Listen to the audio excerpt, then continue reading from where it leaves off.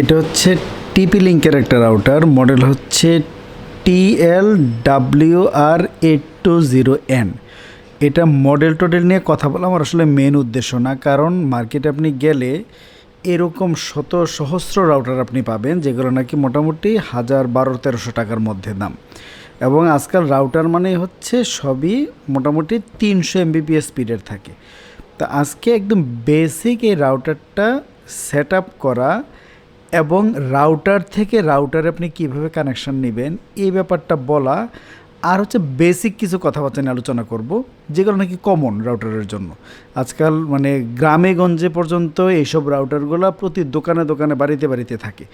তো কিছু কথা বলি, এটা হচ্ছে আনবক্স করতে করতে কথাগুলো বলি। তো রাউটার এই 300 Mbps যেগুলো থাকে এগুলো কিন্তু ওয়্যারলেসের স্পিডটা আপনাকে বলে। এই আর সাথে যে ল্যান্ড পোর্টটা থাকে এইগুলো সবই সাধারণত 100 Mbps-এরই থাকে, সাধারণত গিগাবিট থাকে না, 100 Mbps-এর থাকে। আর ওই গায়ের মধ্যে যে এরকম যে রেটগুলো দেখবেন এই রেট অনুযায়ী কখনো কিনতে যাবেন না, কারণ কি এই রেটের চেয়ে অনেক কম দামেই তারা দেয়। মানে টিপি লিঙ্ক হয়তো বাংলাদেশে যখন ইম্পোর্ট করছে বলে দিছে যে 1450 টাকায় কিনতে হবে, কিন্তু এইটা দেখার দরকার নেই। এইগুলো মোটামুটি আপনি 1100-1200 টাকার মধ্যেই পাবেন, মানে গায়ের রেটের চেয়ে আরও কম দামেই পাওয়া যায়। তো আমরা যদি এটা আনবক্স করি,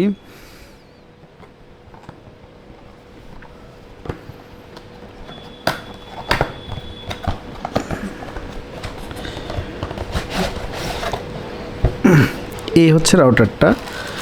রাউটার একটা অ্যাডাপ্টার তো থাকবে ডেফিনেটলি। তো এই অ্যাডাপ্টারগুলো ইদানিং 5 ভোল্টের যদি দেয় আমার কাছে ভালো লাগে। এই মাইক্রোটিকের ছোটো একটা বের করছিল, এটাতে 5 ভোল্টের। এটা কত ভোল্ট? এটা হচ্ছে এটা 5 ভোল্টই ঠিকই আছে।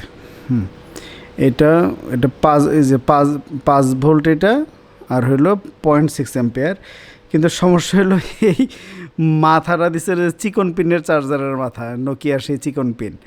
তো এটা না দিয়ে যদি এটা টাইপ সি বা টাইপ বি পোর্ট করে দিত তাহলে সুবিধা হতো কি, যে আজকাল মোবাইলের অ্যাডাপ্টার ঘরে ঘরে থাকে, তাহলে মোবাইলের যে কোনো একটা অ্যাডাপ্টার দিয়ে দিলেই হতো।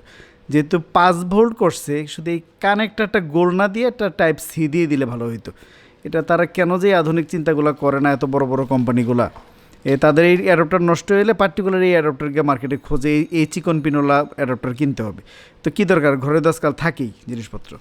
তো এটা রাউটারটা খুবই ছোট একটা রাউটার। এটা মানে কম্পেয়ার করলে বোঝা যায়, ধরেন যে এটার সাথে কম্পেয়ার করে দেখেন কত ছোট। আর হচ্ছে এখানে কি আছে, এটা হচ্ছে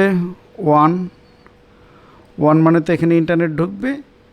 আর এটা হচ্ছে ল্যান 1, এটা হচ্ছে ল্যান 2, তার মানে 2টা ল্যানের আউটপুট দিতে পারবেন আর কি।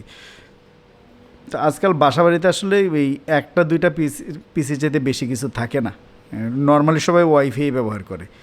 তো এটা হচ্ছে 2টা ল্যান, আর একটা হচ্ছে ইন্টারনেট ঢোকার জন্য, আর এখানে হচ্ছে আপনার পাওয়ার দেওয়ার জন্য। দ্যাটস ইট, খুবই সিম্পল, খুবই ছোট্ট একটা রাউটার।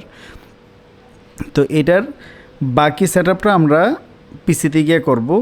এখন উদ্দেশ্য হচ্ছে আমি যদি ধরেন আমি মানে আমার বাসায় যে ইন্টারনেট ঢুকে, যে যারা নাকি যে কী বলে ব্রডব্যান্ড প্রোভাইডার থাকে, তারা তো আমাকে একটা আইপি দিবে অথবা পিপিপি উইথ আমার একটা ইউজার নেম পাসওয়ার্ড দিবে, দিলাম এটা জাস্ট ঢুকে সেট আপ করে দিয়ে দিলে আমার ওয়াইফাই আমার ইন্টারনেট ওকে হয়ে গেল। আর হচ্ছে এই 2টা দিয়ে আমি যদি পিসিতে আমি সরাসরি কানেকশান দিতে চাইলে আমি দিতে পারলাম।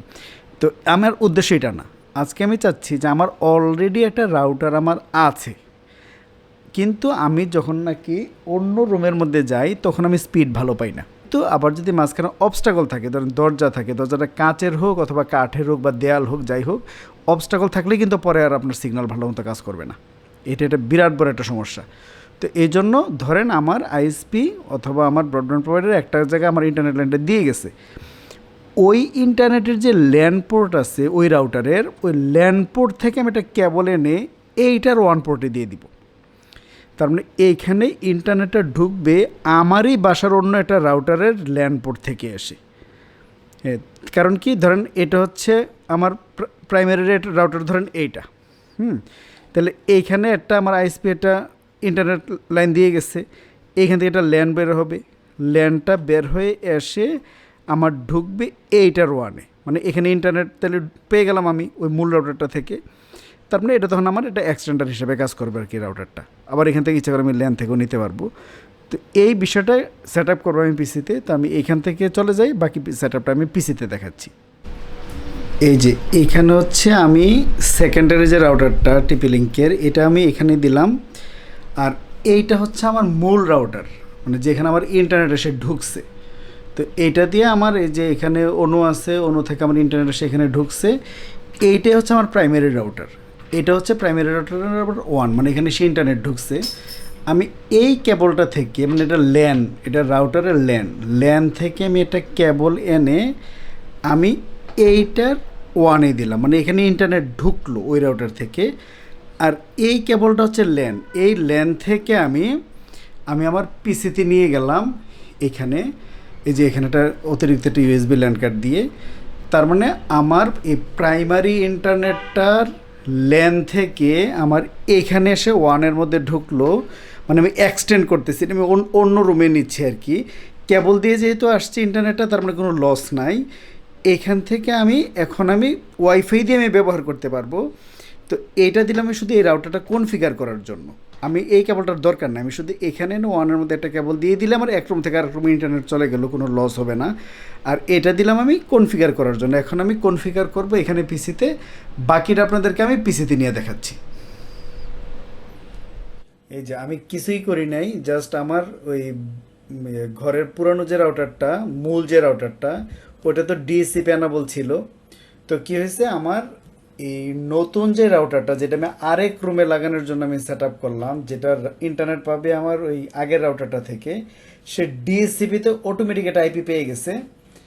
এবং সে ডিএসসিপি দিয়ে আমারও একটা অটোমেটিক একটা আইপি দিয়ে দিছে। তো এখন আমি ওই রাউটারটাতে ঢুকে দেখি সেটিংটা আসলে কি হয়েছে।